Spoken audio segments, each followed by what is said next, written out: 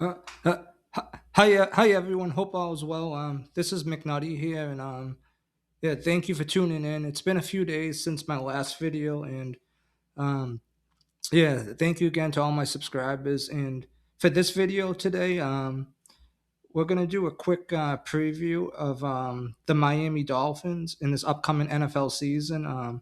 Quick little 2026 season preview and some betting predictions, some bets I recommend. Yeah, we're gonna do a quick look. I know I've done two NFL division handicaps for the NFC East and the NFC North. I'm still kind of feeling this out, and I know those videos were kind of long.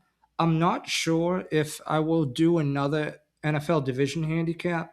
I kind of have more strong feels and opinions on teams more than divisions, so I might just do videos going forward on just some teams I'm kind of optimistic or maybe even pessimistic on, and some recommended bets and just what I'm feeling and my intuition and so on. And maybe the videos will be a little shorter.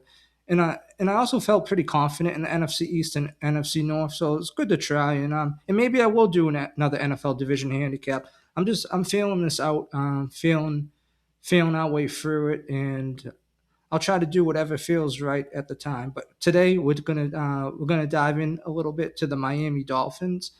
Um, yeah, so just the Miami Dolphins. I think they're an interesting sleeper team.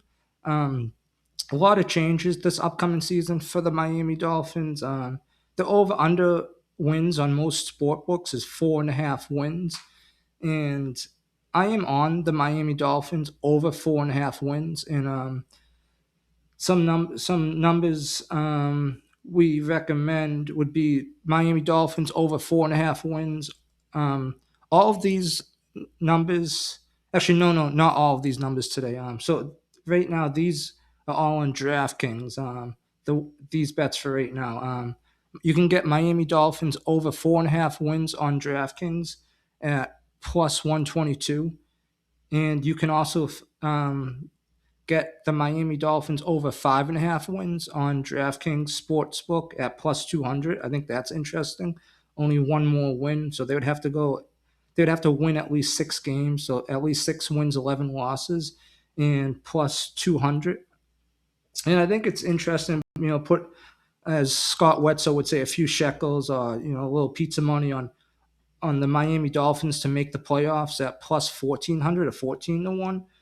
And I'm interested in Jacob Rodriguez, putting a few shekels on him. He's a rookie linebacker. I think he was a Miami Dolphins second round pick. I believe he got some Heisman votes as a linebacker last year at college. I think at Texas Tech, and for a linebacker to get some Heisman consideration, that's rare. He had ton of tackles, a lot of big plays. I think a lot of forced fumbles. He's gotten some sacks and interceptions throughout his college career, and you can get him plus 1,600 or 16 to 1 to win Defensive Rookie of the Year. I think that's interesting for just as Scott Wetzel would say, a few shekels. And in another bet, and now this one's on FanDuel Sportsbook. I'm interested in. We recommend a few dollars on Devon Achane, the Miami Dolphins star, lightning fast running back, to win Offensive Player of the Year on FanDuel Sportsbook at 60 to 1. I think that's interesting. And it seems like most people in the industry are actually recommending the Miami Dolphins under 4.5 wins. And I understand that there's a lot of change. Last year, the Miami Dolphins, they're leaving the Mike McDaniels, their previous head coach, who is now the offensive coordinator for the Los Angeles Chargers, and the Tua Tagovailoa, I'm sorry, I butchered his last name, in the Tyreek Hill and Jalen Waddle era. So it's a different era. But what I like is I think they're interesting. The offensive line was one of their strengths last year. They are returning 4 starters, and I very much like and am optimistic on the draft pick, their first round draft pick, in addition of Caden Proctor, who was a massive offensive lineman, and he's projected to start at left guard. Um,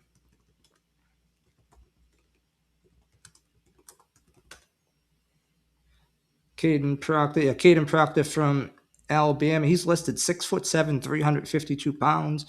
I believe he's considered pretty athletic too. That's a very big for a guard. And their offensive line was one of their strengths last year, and it's projected, and I believe it's projected to be better with more continuity in the addition of Caden Proctor. Their draft class, the Miami Dolphins draft class, they had a deep and impressive draft, in my opinion. I believe they had, let's take a look at about 13 picks. So you had Caden Proctor in the first round. And then um, I'm optimistic on they had two first round picks, the 27th overall pick, which I believe was from the Denver Broncos in the Jalen Waddle trade. That's a cornerback, Chris Johnson from San Diego State. Then, as I mentioned, Jacob Rodriguez from Texas Tech in the second round. And then on top of that offensive line, they got a tight end who's considered excellent blocker from Ohio State in the third round, Will Kasmerick. Drafted a few receivers and Douglas, Chris Bell in the third round. Later on, in the fifth round, Kevin Coleman, another wide receiver. Chris Bell might miss a lot of time. I think he might have tore his ACL towards the end of last season in college.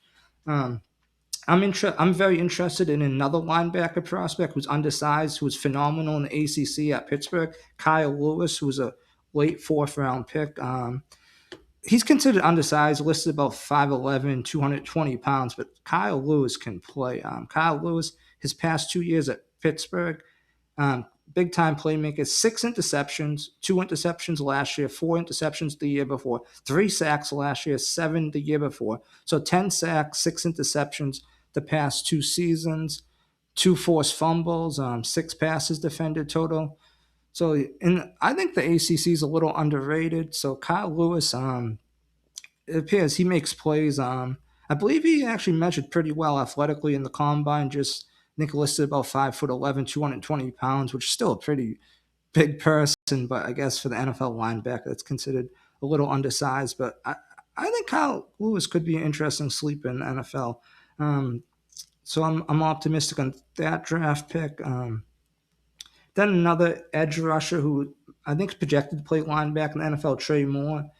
And the Miami Dolphins, they had 1, 2, 3, 4, 5, 6, 7, 8, 9, 10, 11, 12, 13. 13 draft picks. I think it's a deep and interesting draft. You have some prospects who have probably considered like pretty massive upside, like Caden Proctor and Chris Johnson. Jacob Rodriguez in the second round. He was a 5-year college player. Also probably considered a little undersized for linebacker, but got Heisman votes as a line, I believe, in Heisman consideration as a linebacker at Texas Tech last year.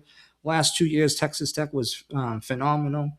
Yeah, a few wide receivers, a good blocking tight end from Ohio State on top of the offensive line. So I'm intrigued there. Other things I'm intrigued on with the Miami Dolphins, I'm intrigued on the Greg Dulcich, who is projected to be their starting tight end. He was on the Denver Broncos for a few seasons. Oh, sorry about that. He was on the Denver Broncos for a few seasons. Had some injury issues. As a rookie in the Broncos, had 411 yards, 2 receiving touchdowns on 33 catches, which is pretty solid for a rookie tight end. Last year for the Miami Dolphins, 10 games, 26 catches, 335 yards, 1 touchdown. In college, he showed some interesting big play ability for a tight end. His last 2 years at UCLA, 42 catches, 725 yards, 17.3 yards per catch, and 5 receiving touchdowns. 17.3 yards per reception on 42 receptions for a tight end is very rare. That's kind of outstanding. And then the season before, 26 receptions, 517 yards, 19.9 yards per reception, 5 receiving touchdowns. So 19.9 yards per reception the year before at UCLA. So he could have some interesting big play upside. He's more of a receiving tight end. Then you pair him with Will Kasmerick, who they drafted as a blocking tight end. And his 2023, 2024 seasons with the Denver Broncos were pretty injury riddled. And he had that solid rookie season. So I think he could be an interesting sleeper to maybe help the Miami Dolphins get over this 4.5 wins. And so I'm intrigued. And some other yeah, I think it's a deep, impressive draft. I like the offensive line, and I kind of like some things I look at is I think I've mentioned previously, like team karma, and not that I don't. I think Mike McDaniels, who was the previous head coach, I forget who the previous GM was. The previous GM were bad guys, but I just feel like that team needed an energy change. I just always felt like something was off. They made the playoffs a few times, but they couldn't really win the playoffs. There was always people always thought they had problems in cold weather too. So I think they signed Malik Willis, a quarterback from the Green Bay Packers, to a 3-year, $67 million contract. I think that's intriguing. It's a 3-year contract. I mean, that's a ton of money. 3 years, $67 million, $45 million guaranteed. Um, there's it's definitely not certain that that contract means he's the starting quarterback for the next 3 years. It's kind of a borderline contract, in my opinion. I feel between like a competition bridge guy or like a starting quarterback. Like if even though that's a ton of money, like if Malik Willis turns out excellent and is the Miami Dolphins starting quarterback for the next 3 years, that contract actually ends up being a very solid, very great, excellent deal for the Miami Dolphins. Although it's still like 22,300,000 a year, which would be phenomenal for almost any human being. But that would be a great deal for the Miami Dolphins. And I'm kind of optimistic on Malik Willis. I know he struggled on the Tennessee Titans a few years back, but Malik Willis, his past 2 seasons, when he has played for the Green Bay Packers, he's been phenomenal. Last season, 30 for 35 passing, 422 yards, 85.7 completion percentage, 12.1 yards in a passing attempt, 3 passing touchdowns, 0 interceptions, 22 carries, 123 rushing yards, 2 rushing touchdowns. The 2 seasons ago in 2024, 40 for 54, 74.1 completion percentage, 550 passing yards, 10.2 passing yards in attempt, 3 passing touchdowns, 0 interceptions. He was sacked 8 times, so that's a lot of sacks for only 54 attempts, but 124 quarterback rating last year, 145 quarterback rating 2 seasons ago, 138 rushing yards, another rushing touchdown. So Malik Willis has been phenomenal when he has played a little bit the past 2 seasons for the Green Bay Packers. It's very unlikely to nearly impossible that he keeps that level of efficiency over a full season. But even if he is, say, 70% of that efficiency, I mean, the Dolphins, yeah, even if he's about 75% of that, they might sail over the 4.5 wins. So I think that's interesting. And what I also like about the Malik Willis signing is he's coming from the Green Bay Packers. The new Dolphins head coach, Jeff Hafley, also coming from the Green Bay Packers. The new Miami Dolphins general manager, John Eric Sullivan, also coming from the Green Bay Packers. So, and one of their first moves was signing Malik Willis. So I think they know something about Malik Willis, and they might believe that little sample the past 2 years, it's a little more credible than what a lot of people are giving Malik Willis credit for. And I also looked back at Malik Willis's NFL combine. He actually had a pretty impressive NFL combine. I know he came out of Liberty. Liberty isn't the biggest Division I competition, but his NFL combine was pretty good. And the Tennessee Titans, it's definitely yeah, they're not really considered a very well-run organization. He struggled there, so maybe he matured. Also coming from Liberty, not really a high-end Division I program, going to probably a not well-run organization, Tennessee Titans. Maybe he needed a few more years. And I'm not saying Malik Willis will be a Pro Bowl or a top 8 quarterback next year, but hey, maybe he ends up being like a top 20 quarterback, and maybe him paired with Devon Achane, who was one of the fastest, most electric running backs in the NFL. Maybe that could really cause havoc. And Jeff Hafley, who's coming from the Green Bay Packers. Before he was with the Green Bay Packers, he was the Boston College Eagles head coach. And he was the Boston College Eagles head coach back in 2023 when the former Eagles quarterback Thomas Castellanos had a pretty solid season for the BC Eagles. He had 1,113 rushing yards and 13 rushing touchdowns. And in college, if a quarterback gets sacked, it gets deducted from their rushing yards. So he still had 1,113 rushing yards, 13 rushing touchdowns. I think they only went 6-6 and made a bowl game, but Boston College Eagles football, they haven't been that good in recent years. I know like they were pretty solid back in the early mid 2000s with Matt Ryan and before that. But I mean, Jeff Hafley has experience with a running quarterback who had a very good season at Boston College. So I think there might be something here. There might be something here more than meets the eye. And we're only trying to get over 4.5 wins. Or I mentioned over 5.5 wins. And then hopefully, if lightning strikes, maybe the Miami Dolphins can make the playoffs and everything clicks. And I've also been reading. Another thing I like, I'm very impressed with their linebacking core. Jordan Brooks, Tyrell Dodson, two veteran, very good linebackers returning. Then you add in the rookies I mentioned, Jacob Rodriguez, Kyle Lewis, and Trey Moore. And we recommend a few dollars on Jacob Rodriguez for Defensive Rookie of the Year. So I think that is very interesting. And I've seen some things with Jordan Brooks, kind of saying, I think he was saying he was kind of excited with the culture change, that they needed a change. I think he might have even said something like the the players who had the C's on their chest and before, no one listened to them, like their voices weren't credible. So if the players who are the so-called team captains getting respect from the rest of the teammates, obviously that could be chemistry issues. And there was always, it just seemed weird with Mike McDaniels. I feel like Mike McDaniels, he might be a good offensive coordinator, but not a strong head coach. So I think there's something up here. And it seems like Jeff Halfley and John Eric Sullivan, they're really emphasizing the new era for the Miami Dolphins football. They're saying that with the steep rookie class, the best players will play. It does not matter if they're rookie, undrafted free agent rookie, 10-year veteran, etc. Contract, the best players will play. I think they're interesting. Also, week one, I think, is at the Vegas Raiders. Yeah, week one at the Vegas Raiders. I think they're around plus 160. I don't recommend betting games, but I think there's a solid chance, especially if Kirk Cousins starts, which he is projected to start for the Vegas Raiders. I think there's a solid chance the Miami Dolphins win this game, so they could start off 1-0. And I would not rule out the Miami Dolphins week two.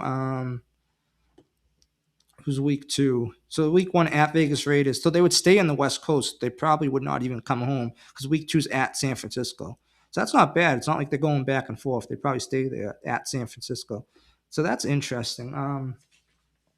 And what also makes me optimistic, I mentioned briefly, is most people in the industry, most seems like sports betting analysts, they are fading the Miami Dolphins. That always makes me excited because I get always concerned when something I'm excited on, a team, a bet, I'm excited on, that a lot of the public's on it because I'm like, oh, like there's a lot of money on this. I do not think things are rigged, but I almost feel like there might be like weird things happen when there's a lot of money. I feel like there's weird things happen. If I'm optimistic in something, then like people and a lot of people like going the opposite of it. Actually, I usually feel a little more optimistic. Um, Hold on, let me just let things simmer in my head. I might have some other things here. I'm a little rusty. It's been a few days.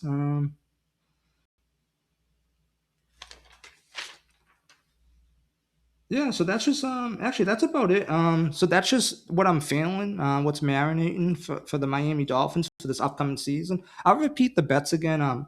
We recommend We recommend Miami Dolphins, DraftKings over 4.5 wins plus 122, over 5.5 wins plus 200 to make the playoffs, plus 1,400 or 14-1. Jacob Rodriguez, Defensive Rookie of the Year, plus 1,600 or 16-1. And on FanDuel Sportsbook, Devon A-Chain, just a couple bucks. Offensive Player of the Year on FanDuel Sportsbook, Devon A-Chain, 60-1. These are just some recommended plays. As always, it's gambling. Please gamble responsibly. Please follow local laws. Odds and information are changing. These odds could be changing as I speak. We try our best. Information may not be up to date. And if you need gambling help, please call. You can call 1-800-GAMBLER. Again, 1-800-GAMBLER. Thank you so much for your time. Thank you for tuning in, and we hope to get back to it. And that's my Miami Dolphins 2026 season preview and betting predictions. And yeah, feel free to share your feedback. Feel free to share this anywhere. Tell your friends, family, and yeah, thank you for your time, and have a great rest of your day. McNutty, bye.